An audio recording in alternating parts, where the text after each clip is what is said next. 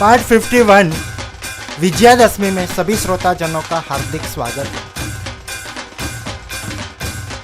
विजयादशमी, हर साल हम विजयादशमी मनाते हैं। किसी से पूछा विजयादशमी क्यों मनाई जाती है? रावण का दहन क्यों किया जाता है? उसने सीता मैया के ऊपर गलत नजर की थी, उसके लिए रावण दहन किया जाता है।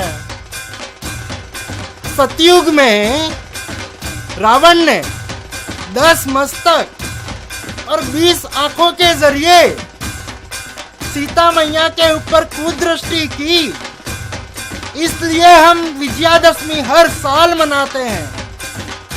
करते क्या है? काड़ी का रावण बनाते हैं और उसमें अंगार लगा देते हैं। क्या किया? विजयादशमी मनाई। लेकिन ये कलयुग में, कलयुग की रावण वृत्ति का दहन करेगा कौन?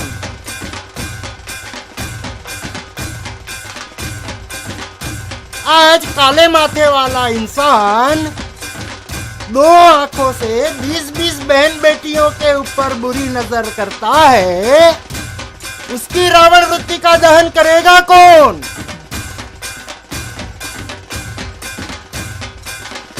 बहन बेटियों के ऊपर कुदृष्टि डालना, यह कलयुग की रावण वृत्ति।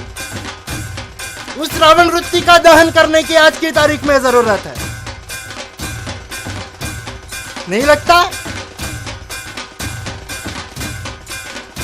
आज की तारीख में अपनी बहन बेटियां कितनी सेफ?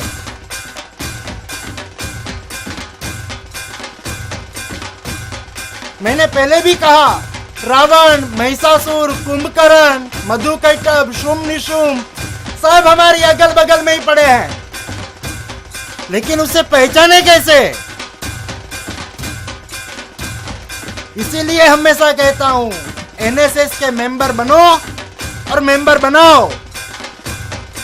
नीति रीति स्वाध्याय सत्संग, एनएसएस का रंग नाइट किंग जेटी क्रिएशन के संग।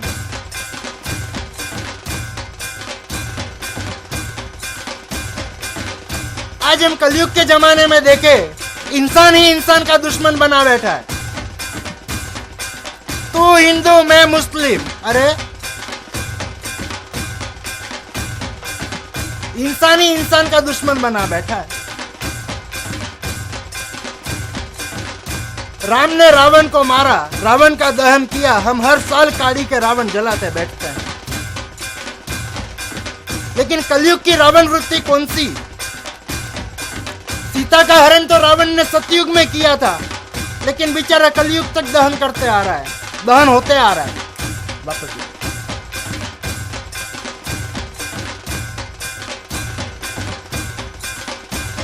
लेकिन बेचारा कलयुग तक दहन होते आ रहा है। संसार की उत्पत्ति हुई कैसे? राम कैसे प्रकट हुए? आगे हमने नवरात्रि में सुना, पार्ट 21 नवरात्रि में हमने सुना संसार की उत्पत्ति किस तरह से हुई। ब्रह्मा, विष्णु और महेश का प्रागट्य किस तरह से हुआ।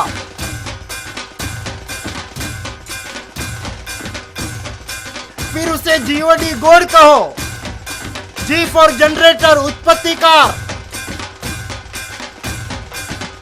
ओ फॉर ऑपरेटर, भरण पोषण, विष्णु और लक्ष्मी। जी फॉर जनरेटर, उत्पत्तिकार, ब्रह्मा और सरस्वती हुए। ओ फॉर ऑपरेटर, भरण पोषण, विष्णु और लक्ष्मी हुए। डी फॉर डिस्ट्रॉयर, विनाश, शिव और भवानी हुए। उनका प्रागट्य किस तरह से हुआ? राम, कृष्ण, बुद्ध, अलग अलग अवतार हुए, किस तरह से हुए उसके बारे में हमने सुना। वो तो पहले के जमाने में हुआ था, उसका अभी क्या है? अरे कलयुग के जमाने से क्या लेना देना है हमारे शास्त्रों का? यही हमें एनएसएस बताता है। एनएसएस के जरिए हमें यह मालूम पड़ता है कि हमारे शास्त्र से हमारे कलयुग तक की बातें कितनी सत्य और कितनी गलत। आज की रावण वृत्ति की बात करें, इंसान के अवतार में रावण, 2G स्पेक्ट्रम घोटाला, आदर्श सोसाइटी घोटाला,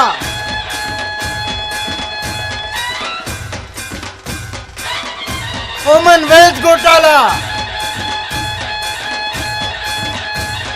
स्टैम्प पेपर घोटाला, शेयर बाजार घोटाला,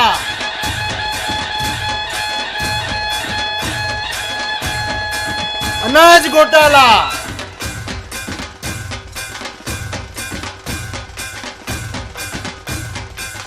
ये एक एक तरह की ये कलयुग की रावण वृत्ति है, उसका दहन करने की आज की तारीख में जरूरत नहीं लगती।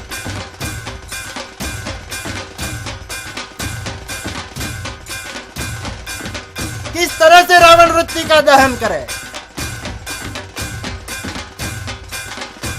सदाचार की सरिता हम बहाते चलेंगे ना, तो ऐसे भ्रष्टाचार रूपी कंकर जो है ना अपने आप बह जाएंगे, उसे हटाने की जरूरत नहीं पड़ने वाली।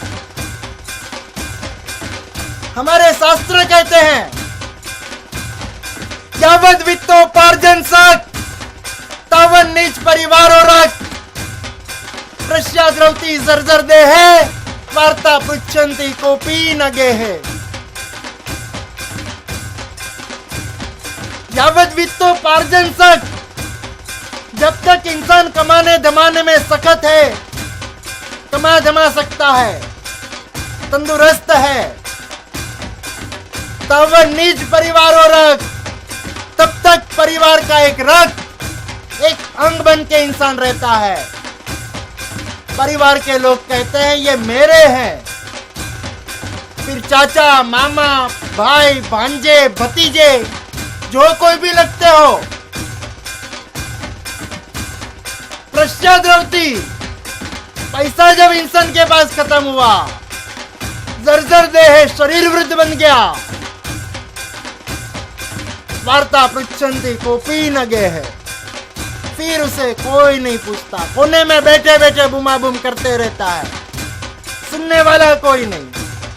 क्या कहता है प्रभु अनुभव आपका?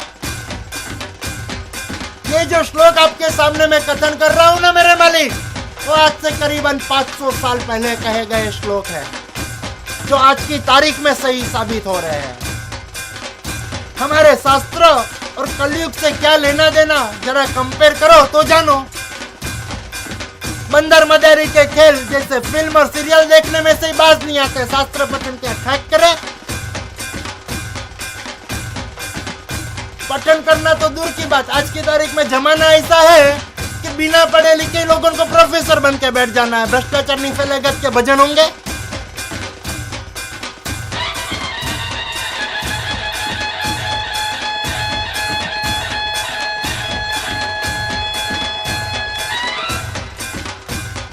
आज दिन प्रतिदिन हम देखते हैं मातृभाषाएं उखड़ती जा रही है,